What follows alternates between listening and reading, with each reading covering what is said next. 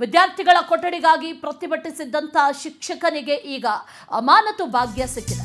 ಸರ್ಕಾರಿ ಶಾಲಾ ಕೊಠಡಿ ಮಂಜೂರಾತಿಗೆ ಆಗ್ರಹಿಸಿ ಏಕಾಂಗಿಯಾಗಿ ಹೋರಾಟವನ್ನ ನಡೆಸಿದ್ರು ಶಿಕ್ಷಕರು.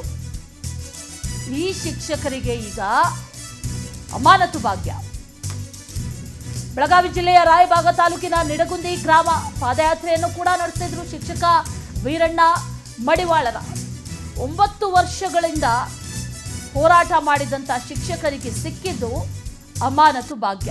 146 ವಿದ್ಯಾರ್ಥಿಗಳಿದ್ದಾರೆ. 4 ಕೊಠಡಿಗಳು ಬೇಕೇ ಬೇಕು ಅಂತ ಬೇಡಿಕೆಯನ್ನ ಇಟ್ಟಿದ್ರು. ಆದ್ರೆ ಅವ್ರ ಮನವಿಗೂ ಸ್ಪಂದಿಸಲಿಲ್ಲ. ಕೊನೆಗೆ ಅವರನ್ನೇ ಈಗ ಅಮಾನತು ಮಾಡಿದ್ದಾರೆ.